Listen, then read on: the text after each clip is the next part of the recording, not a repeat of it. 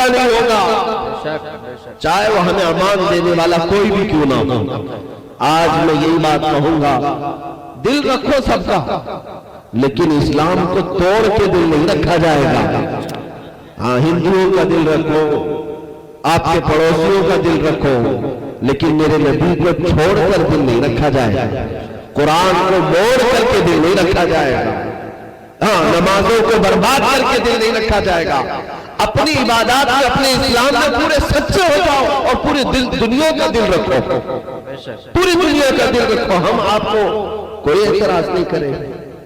ہاں، تعلیم قلب بھی ہمیں اسلام نے سکھایا ہے، لوگوں کے دلوں میں محبت پیدا کرنا یہ اسلام نے ہمیں سکھایا، لیکن طریقہ یہی ہے کہ اسلام کو چھوڑ کر کے نہیں، جیسے آج بیچارے ہمارے درمیان کے کچھ نیتا لوگ چلے گئے، ان کا دل رکھتے رکھتے رکھتے ایسے ہو گئے، کوا چلا ہنس کی چال اپنی چال بھول گیا،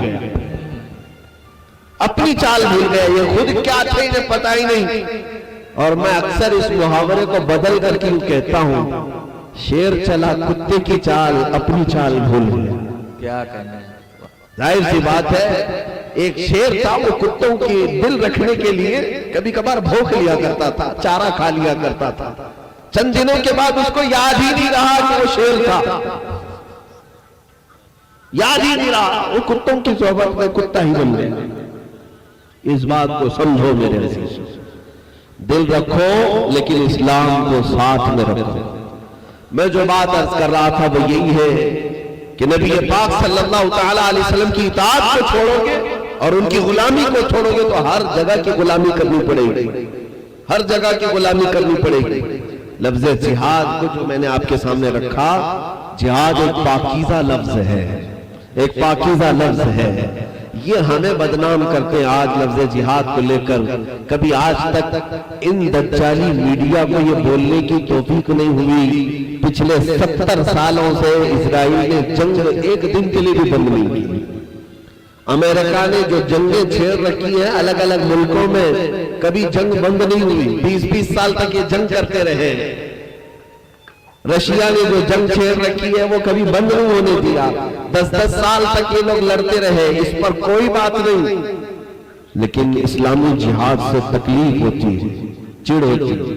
آپ کو میں بتاؤں، رسول پاک صلی اللہ تعالیٰ علیہ وسلم کل 17 غزوات میں گئے، اور ایک حدیث میں 27 چھوٹے بڑے ملا کر نبی پاک صلی اللہ تعالیٰ علیہ وسلم نے جتنے غزوات میں شرکت کی، پوری جنگوں میں جو قتل ہوئے لوگ کتنے تھے پتہ ہے آپ کو؟ 10 سال کے اندر، پورے 10 سال کے اندر جو غزوات ہوئے اس میں جو قتل ہوئے وہ 248 لوگ تھے۔ کیا آپ پھر سے اپنے مہتوپورن آرڈر کے لیے گاڑی بک کرنا بھول گئے؟ سیٹھ جی پھر سے بھڑک جائیں گے، چنتا کیسی؟ 248 کے علاوہ لوگ نہیں مارے گئے۔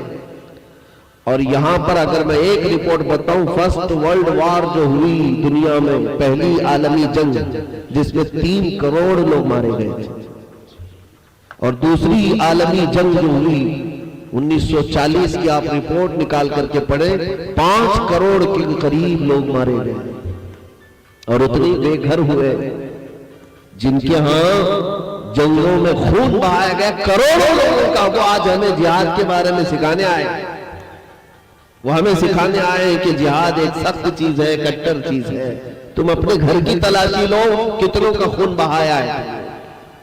بہرحال میرے عزیزوں، علماء کو چاہیے کہ اسلام کی کسی بھی عنصر پر بولیں تو بالکل سر چڑھ کر کے بولیں، حق بات علل اعلان کی جائے گی۔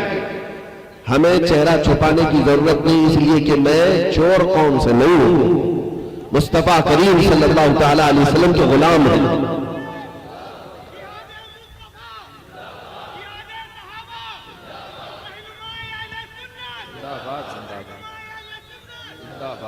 لیکن آج جس جہاد کی ضرورت ہے وہ کون سا ہے؟ میرے آقا صلی اللہ تعالیٰ علیہ وسلم نے ارشاد فرمایا، آپ اس بات سے خوف نہ کریں، جسے ڈر لگتا ہو ویسے بھی 3 بچوں کے وہ جا بھی سکتے ہیں، کیونکہ لوگوں کو ایسا لگتا ہوگا کہ یہ ریکارڈ ہو جائے گا اور پھر اس کا ٹرائل چلایا جائے گا، چلانے دو۔ اگر ٹرائل چلے گا بھی تو مصطفیٰ کے نام پہ چلے گا.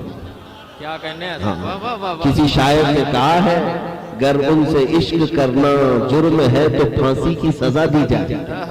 کیا کہنے ہیں؟ گر عشق جرم ہے تو پھانسی کی سزا دی جائے پر شرط اتنی ہے کہ در محبوب پہ دی جائے. کیا کہنے ہیں حضرت؟ اور ہم یہ کہتے ہیں کہ شرط اتنی سی ہے کہ نام محبوب پہ دی جائے. کیا کہنے ہیں؟ ہمیں قبول ہے. میرے عزیزوں، ہم یہاں پر دیش کو خراب کرنے کے اور امن کو نقص پہنچانے کے خواہاں نہیں ہیں.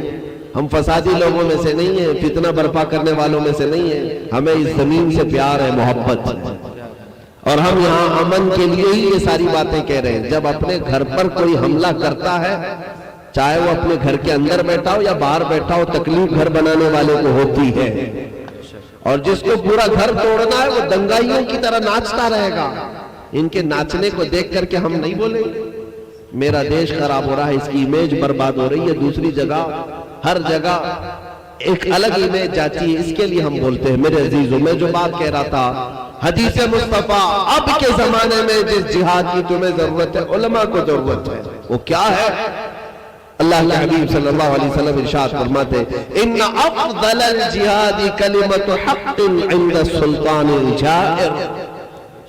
حضور پاک صلی اللہ علیہ وسلم فرماتے سب سے افضل جہاد ظالم بادشاہ کے ہوتے ہوئے حق بات کا اعلان کرنا. سبحان اللہ سبحان اللہ. بے شک اتنا تو کر سکتے ہیں نا، اتنا تو کر سکتے ہیں. اللہ نے تمہیں زبان دی ہے، منبر دیا ہے، تو یہ جہاد تو کرو. حق بات ظالموں کے سامنے بڑھ چڑھ کر کے کہنا یہ افضل جہاد.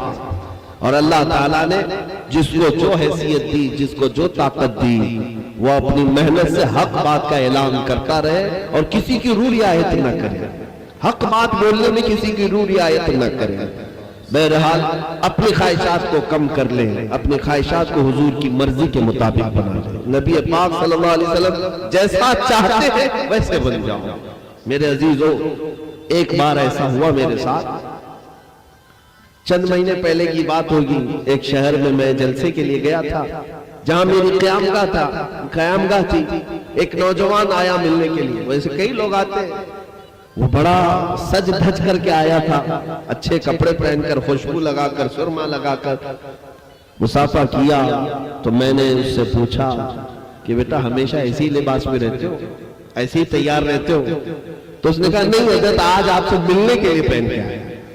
ویسے تو میرے کپڑے جینس ہے، فلاں ہے، آپ سے ملنے کے لیے میں اچھے کپڑے، بہت دنوں سے مجھے انتظار تھا آپ سے ملنے کا. خوشبو لگایا ہوں، نہایا ہوں، دھویا ہوں، ساری چیز. اس دن میں نے ایک بات یاد کی. اس نوجوان سے کہا میری کوئی حیثیت نہیں، مجھ سے ملنے سے کیا حاصل ہے، لیکن تیری محبت تھی اس لیے تو سچ کر کے آیا. تجھے پتا ہے ایک دن ہمیں حضور سے ملنے کے لیے قبر میں جانا ہے. قبر میں ہمیں جانا ہے کہ نہیں جانا ہے؟ اور ہر مومن کو یہ ماننا ہوگا کہ حضور ہماری قبر میں آئیں گے اور فرشتے ان کو دکھا کر کے پوچھیں گے ان کے بارے میں کیا کہتا تھا. میرے عزیزو، ایک عالم سے ملنے کے لیے تم سج سنور لیتے ہو. بتاؤ اپنے نبی سے ملنے کے لیے اب تک کیا کیا تیاریاں کی؟ کیا اپنے چہرے کو سجا لیا کہ اچانک بلاوا آیا تو حضور کی بارگاہ میں کیسے جاؤں گا؟ اچانک اگر بلاوا آ گیا تو حضور کی بارگاہ میں کون سے کپڑے پہن کے جاؤں گا؟ یہ بات یاد رکھو.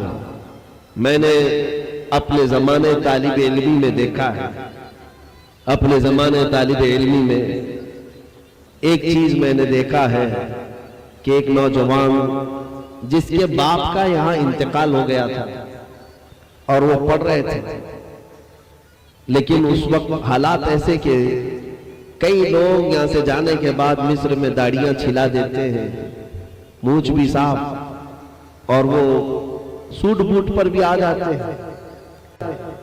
خیر آزادی ہے اپنے لباس کی، میں ان پر نہیں بات کرتا، لیکن ایک دن مجھے یہ بہت بات کھٹکی. باپ کا انتقال ہو گیا، بیٹا آنے کو تیار نہیں، رو تو بہت رہا تھا، جانے کے راستے بھی تھے، لیکن جانتے ہیں کس وجہ سے نہیں آیا؟ کہا یہاں تھا تو داڑھی تھی میری، میں نے چند لوگوں کے بہکاوے میں یہاں داڑھی چھلا لیا، اب گھر جاؤں گا، لوگ مجھے دیکھیں گے